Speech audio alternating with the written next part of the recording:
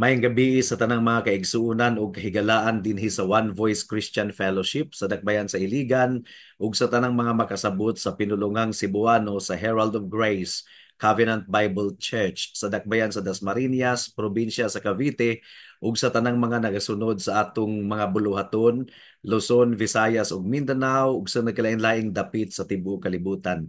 Welcome sa atong panagtigom diha sa mga pag-ampo apan sa dili pa tuguti nga makapamalandong kita sa hamubo nga pamaagi sa pulong sa Ginoo. If you have your Bibles with you, please turn with me to Psalm chapter 42 verse 2. Salmo kapitulo 42 bersikulo 2. Ang giingon dinhi: Ang akong kalagi uhaw sa Dios, sa buhi nga Dios. Kanus-a kaha ako makaabot ug makit-an ang dagway sa Dios. May the Lord bless the short meditation of His Word at this moment. Posible mga kaigsuunan nga ang usa ka tawo iyang gipanag-iya ang tanang mga butang niining kalibutana, mga kabtangan, kadungganan, mga amigo, mga barkada, ranggo sa komunidad, nindot ang iyang panglawas, nindot ang dagan sa iyang panimalay, pero kung wala kaniya ang Dios, kining tanan dili gayod makahatag kaniya og tinuod nga kalipay ug katagbawan. Sa laing bahin mga kaigsuunan, kung anaa kanato ang Dios, kung anaa kanato ang atong Ginoong Hesukristo, bisan pa og wala kitay gipanag-iya ni ining kalibutana, we have actually everything else. Naa kanato ang tanang mga butang. Adunay usa ka tawo nga miuli sa iyang balay gikan sa iyang negosyo ug dunay dako kayo nga damage nga nahimo sa iyang negosyo.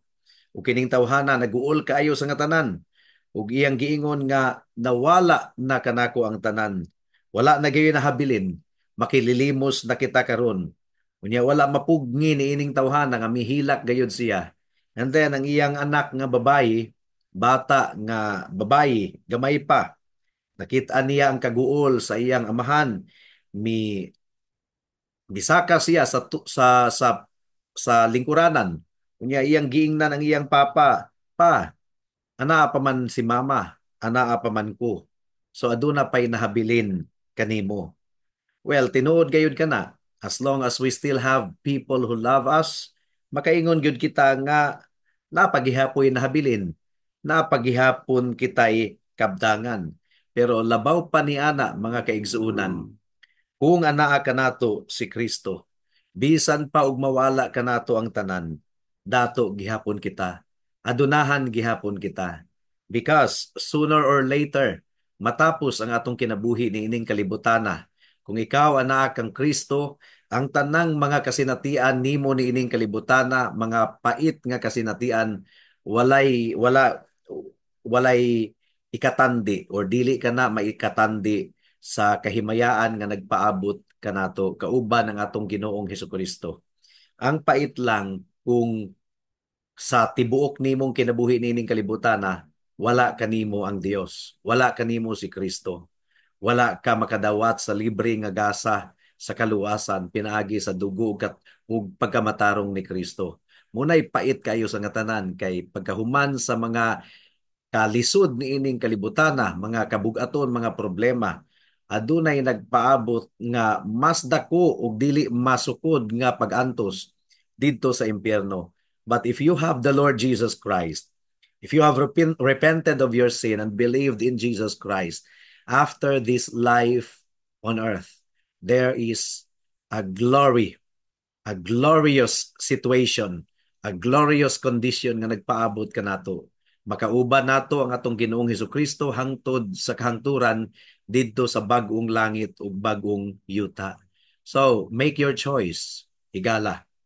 Will you enjoy the riches of this world and lose your own soul eternally? Or, bisag unsa ang situation nimo ni ining kalibutana, but you have the Lord Jesus Christ. You have the Lord Jesus Christ. You belong to His family. You belong to His kingdom. And after our journey here on earth will have ended, we will be with Him eternally. It will only happen if you believe in Jesus Christ alone as your Lord and Savior.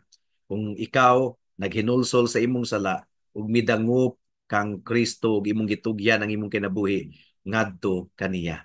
Magampo kita. Salamat o Dios sa mensahe nimo niining takna hinaot nga midulot kini sa among kasing-kasing hunahuna ug sa kasing-kasing hunahuna sa tanang mga nakapamati karon. Tabangi kami sa among pagpadayon sa mga pagampo niining taknaa. In Jesus name we pray. Amen. Amen. Daghang salamat sa pagpamati sa pulong sa Ginoo. God bless us all.